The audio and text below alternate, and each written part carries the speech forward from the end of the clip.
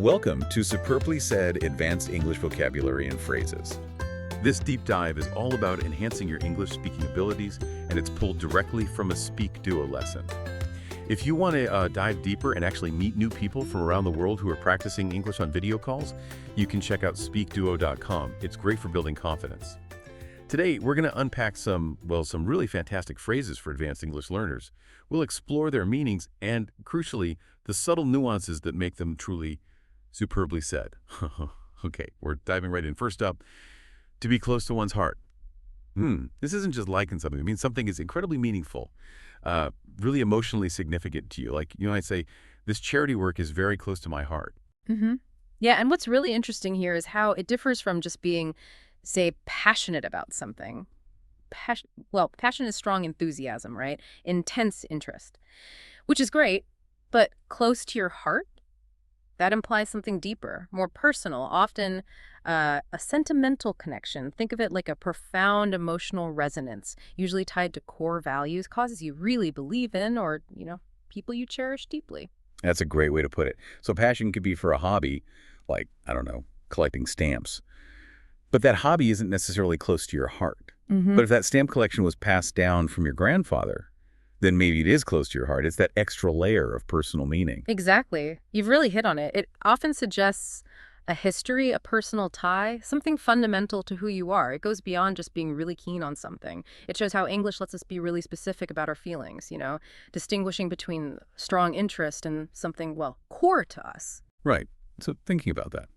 What's something that's close to your heart? We saw an example answer. Writing poetry. It helps me express my inner world. That feels very personal. Okay, let's shift gears a bit. From deep emotions to personality. Let's talk about easygoing. We use this a lot to describe someone who is relaxed, tolerant. Like, he's very easygoing and never gets upset over small issues. It's nice, right? Yeah, it does. And the nuance here, compared to just being relaxed, is pretty important. Easygoing isn't just a temporary state. It's really seen as a fundamental personality trait, part of someone's disposition. It points to their adaptability, their lack of fussiness. Someone who generally goes with the flow isn't easily irritated by minor stuff. Okay, so relaxed could just be how you feel right now. Maybe you just finished yoga. But being easygoing is more about your general nature. An easygoing person probably is often relaxed, but someone who isn't naturally easygoing can still feel relaxed sometimes. Precisely. Relaxed is often situational, temporary. Freedom from tension right now. Easygoing speaks to consistency. It's how they tend to approach things, life, challenges. It's a subtle but useful distinction when describing people accurately. Definitely. Makes you think, doesn't it? For you listening, are you more easygoing or maybe a bit of a perfectionist? The sample response was, I'm definitely easygoing. I go with the flow. I think I lean that way too most of the time. All right, staying with interactions. How about take turns? Simple idea, right? It just means to alternate doing something. For example, we take turns cooking dinner during the week. Simple, but the nuance compared to, say, share duties is actually quite practical. Taking turns specifically means a sequential rotation. You do it, then I do it, then you do it again. The same task. It really emphasizes that back and forth participation in one activity, aiming for equal involvement over time. Right. So sharing duties could mean I cook, you clean up. We've divided the work, but we aren't alternating the same job. But if we switch cooking days, Monday me, Tuesday you, that's taking turns, it's about the sequence and the identical task. Exactly. Shared duties is broader. It's just dividing responsibilities, however that looks. Taking turns is specifically about that rotation for one particular activity. It avoids any confusion about who does what when. Very clear. Makes total sense. So what's something you and someone else take turns doing? The example answer was, driving on road trips, we switch every few hours. Classic example. Okay, here's a really vivid one. To be on its last leg. It means something usually an object, but could be a project, maybe even metaphorically a person is very close to failing, breaking down, ending, usually because of age or, exhaustion. Like, my old laptop is on its last leg, it crashes every hour. Oh, yeah, we've all had something like that. And comparing it to worn out really highlights the urgency. Worn out just means it's seen better days. Lots of use, not new anymore. But it might still work fine. On its last leg, though, that signals it's critical. Imminent failure. Collapse. It's not just used, it's about to give up completely. Gotcha. So my slightly stretched, faded sofa is worn out, But the washing machine making that terrible grinding noise and barely spinning, that sounds like it's on its last leg. Exactly that. It's on the verge of stopping altogether. The image is powerful, right? Like something barely able to stand. We use it for so many things. Appliances, cars, businesses sometimes. It immediately tells you things are looking pretty final. It conveys that critical state. It really does. Do you own anything that's on its last leg, but Yeah. you're, still using it? The sample answer nails it. Yes, my phone is definitely on its last leg. The screen is cracked and the battery barely lasts, but I'm holding on until I can replace it. Relatable. Mhm. Okay, speaking of things not going quite right, let's talk about to be a bummer. This is super common, quite informal. It just means something is disappointing or unfortunate. For instance, it's such a bummer that the concert got canceled. Yeah, bummer is great. And the nuance compared to just disappointing is mostly about formality and scale. Bummer is colloquial, informal. It usually expresses like mild to moderate disappointment, something annoying, a letdown, but probably not a huge disaster. It often has this kind of relatable, slightly empathetic feel to it, shared frustration almost. Right, so finding out your favorite ice cream flavor is sold out, that's a bummer. Minor annoyance. But finding out you didn't get the job you really wanted, that's probably just disappointing, maybe even devastating. It covers a bigger range. Exactly. Disappointing is more neutral, more formal, and works for everything from tiny letdowns to major setbacks. Bummer really captures that specific feeling of, oh man, that's too bad. For the smaller, everyday kinds of unfortunate things, it's very conversational. Totally. We all know that feeling. What's something that turned out to be a real bummer for you recently, one person mentioned? Missing my flight last month, it really messed up my schedule. Yeah, definite bummer. Mhm. Okay, moving into relationships now, and vulnerability. Let down a boundary. This means allowing yourself to be more open, more vulnerable, or emotionally available with someone.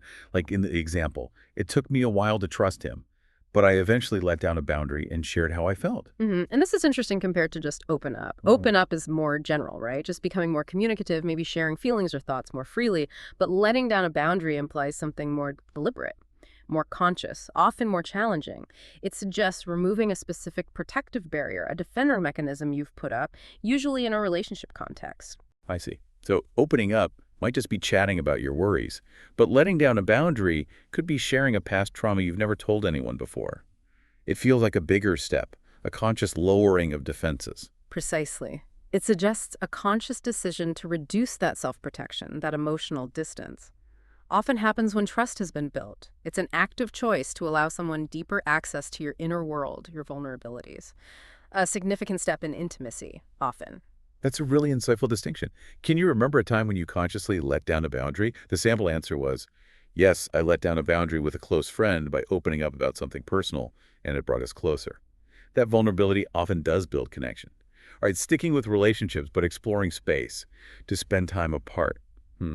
This simply means being separated from someone for a period. For example, after years of living together, they decided to spend some time apart to focus on their personal growth and goals. Yeah, and the key nuance here, especially when compared to separate, is often about intention and permanence. To spend time apart usually suggests something temporary, intentional. Within an ongoing relationship could be romantic, family, friends. The feeling is often that the relationship is still active, but some space is needed for individual focus, growth, maybe to reassess things. Okay, so spending time apart implies the relationship isn't necessarily over. It's a phase, maybe. Whereas to separate, particularly for a married couple, sounds much more serious, like a formal step, potentially leading to divorce. It feels more final. Exactly. To separate can imply a more definitive break, maybe even a legal one. It often marks a more significant shift. Spending time apart emphasizes the chosen period of individual space, often with the hope or intention of coming back together or strengthening the connection in some way. Less finality. That's a crucial difference in implication. So for those times you do need to spend time apart from people you care about, how do you stay connected? The example suggests, I usually send voice messages or plan virtual movie nights. Good ideas. Okay, shifting to how we understand things, let's look at interpretation. It means an explanation or an artistic rendering of something, how someone sees or presents something. Like her interpretation of the poem was very moving. Right. And the difference between interpretation and understanding is about objectivity versus subjectivity, really. And understanding is usually about grasping the literal meaning, the facts, getting the basic comprehension right. And interpretation, though, goes beyond that. It involves bringing your own perspective, your analysis, your creative lens to it. It's explaining through your viewpoint. Ah, so if we both read the same news article, we might have the same basic understanding of the events reported. But if we discuss what those events mean or their significance, we might offer different interpretations based on our own views or experiences. Exactly. There can be many valid interpretations of art, literature, music, even events. It's subjective. Whereas understanding aims for a more singular, objective grasp. Interpretation adds that layer of individual thought, analysis, or artistry. It's about the meaning you make. Makes sense. Have you ever created your own interpretation of something, like a song or a story? The sample was, I once choreographed a dance based on a poem I love. That's a perfect example of artistic interpretation. And finally, our last phrase, rule enforcer. Okay. This is simply a person who makes sure rules are followed. Common example, in our house, my mom is a rule enforcer. Yes, a familiar role. And it's interesting to contrast this with a disciplinarian. A rule enforcer has a pretty specific focus, monitoring and ensuring compliance with existing rules, upholding the regulations. Their main job is to spot when a rule is broken and, well, enforce it. Okay, so the hall monitor at school is a classic rule enforcer. Their job is just to say, hey, you need to pass. But a teacher might be more of a disciplinarian because they're not just enforcing rules, they're also trying to teach good behavior, responsibility, maybe explain why the rule exists. Exactly. A disciplinarian has a broader scope. Yes, they enforce rules, but they're often also focused on teaching self-control, shaping character, maybe imposing consequences that are also lessons. It's about long-term behavior, not just immediate compliance. A rule enforcer corrects the action. A disciplinarian often tries to shape the person. That's a really useful distinction in thinking about authority or structure in groups. Were you ever the rule enforcer among your friends? The sample answer, yes, especially during group projects. Someone had to keep things in order. Yes, someone always does. All right, that covers our phrases. Now it's time for a quick quiz to see how well you've absorbed these nuances. Ready? First question. What does it mean if something is close to your heart? Is it something you are highly skilled at doing? Or it holds strong emotional or personal significance? Or maybe it's a goal that is difficult but worth pursuing. The correct answer is it holds strong emotional or personal significance. Okay, next, which situation best describes taking turns? Is it everyone finishes their work before moving on? Or one person helps the other finish a difficult task? Or two people alternate a task rather than doing it together? And the answer is two people alternate a task rather than doing it together. Question 3. What does it mean if something is on its last leg? Does it mean it's the last item in a collection of limited items? Or it's currently under repair or being restored? Or it's nearing its final use due to exhaustion or damage? The correct one is it's nearing its final use due to exhaustion or damage. Number 4. Which action shows someone letting down a boundary? Is it they open up emotionally after building trust? Or they begin setting firmer rules for others? Or perhaps they withdraw to avoid difficult conversations? The answer, they open up emotionally after building trust. Question 5.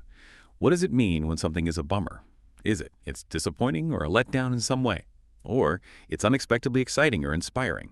Or it's frustrating but ultimately rewarding? And the answer is it's disappointing or a letdown in some way. Moving on, number 6.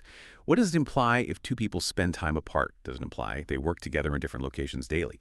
Or they change how they communicate within a relationship? Or they decide to focus on their personal lives for a while? The best fit is they decide to focus on their personal lives for a while. Number 7. What is a rule enforcer in a group setting? Is it someone who criticizes others for bending expectations? Or someone who ensures the rules are followed properly? Or someone who helps others succeed by being lenient? The answer, someone who ensures the rules are followed properly. And our final quiz question, number 8. How would you describe an easygoing person?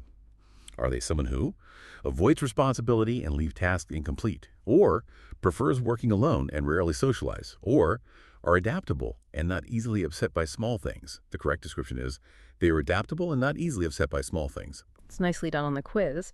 And understanding these subtle differences, these nuances in phrasing, it isn't just about sounding more fluent, although that's part of it. It's really about conveying your precise meaning, about truly connecting with others, because you can express exactly what you intend. The more nuances you grasp, the richer, the more effective your communication becomes. That's so true. It adds so much depth. So, as you go about your day, maybe keep an ear out for these phrases. See if you notice them. And maybe try using them in your own conversations. Think about it. What other everyday phrases do you think have subtle but really significant differences in meaning? Worth exploring. Keep listening, keep learning.